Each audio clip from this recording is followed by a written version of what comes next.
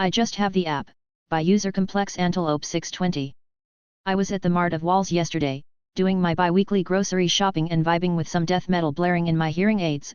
Bluetooth is amazing. I noticed a teen, probably 18 or maybe even 20, I'm old, forgive me.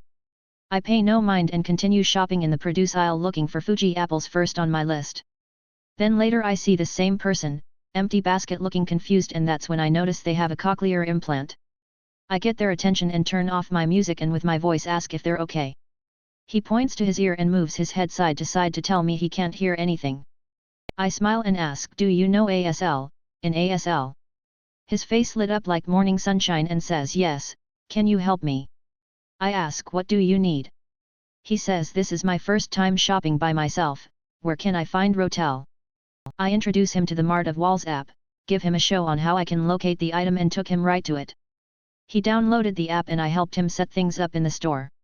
He thanked me, said it's wonderful Mart of Walls hires someone like you.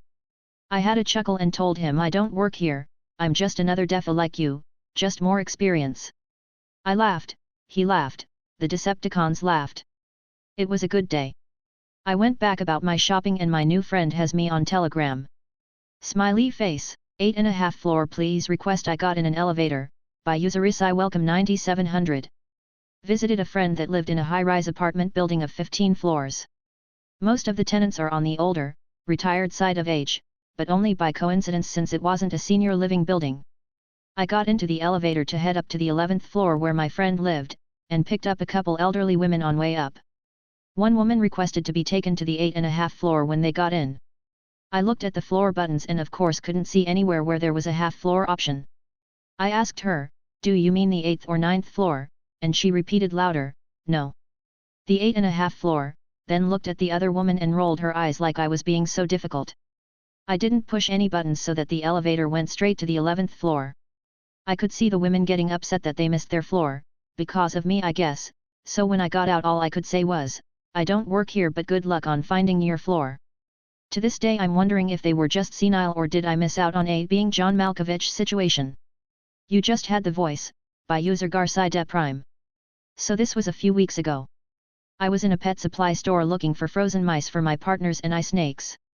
I wasn't familiar with the layout of this store, so of course I was meandering around looking for the single freezer unit that usually held them. I was walking by the kitten display, and there was a couple looking at the different cats. I'm wearing a button-up shirt, pants, and sneakers. Nothing even close to the employee uniform. As I wasn't in a huge hurry I wanted to see the cute little fuzzballs myself. I walk up, and casually ask anyone particularly cute in there, and the lady turns to me and starts asking me questions about how much the adoption would be and I hit her with, oh I don't work here. She stopped eyes wide and laughs going you had the voice, and I stopped and laughed with her explaining that I did indeed do customer service for 20 years. We chatted for a few minutes and then parted ways.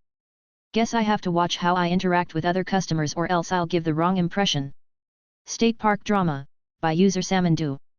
I was at the local state park recently with my wife and doggos.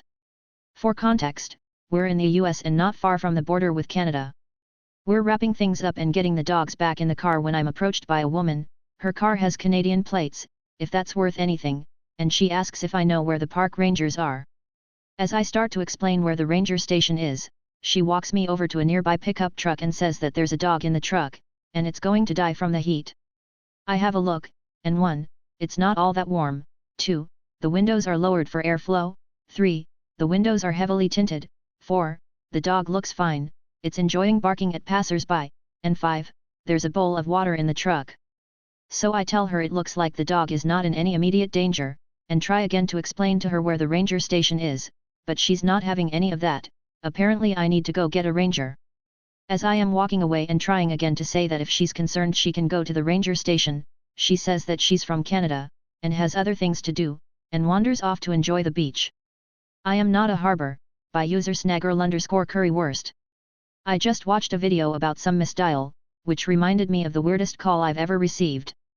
Let me start by saying, I've never sailed, never even been on a cruise and have no clue about seafarer terms. Now on to the story.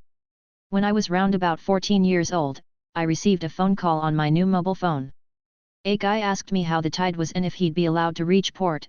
The wording he used was Einlaufen, which has a double, triple, meaning, it's either to reach port, uncommon in everyday language, reaching a goal in a running event, a little more common, or shrinking laundry when it got washed too hot, common. Needless to say, I was super confused.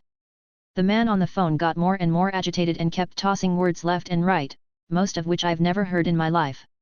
This went on for what felt like forever, until at some point he yelled at me, "Why can't I come in? How don't you know anything? What kind of harbor are you?" I was so confused. But I managed to say, "Air. I'm not a harbor. I'm a 14-year-old girl." It was his turn to be confused now. He stammered something about how this couldn't be possible and that he was sure he got this number right. At the end he insisted that my phone number was printed in some nautical atlas he used. He weakly apologized and hung up. I've never got another call about this and I'm pretty sure he must have misdialed but was too embarrassed to admit it.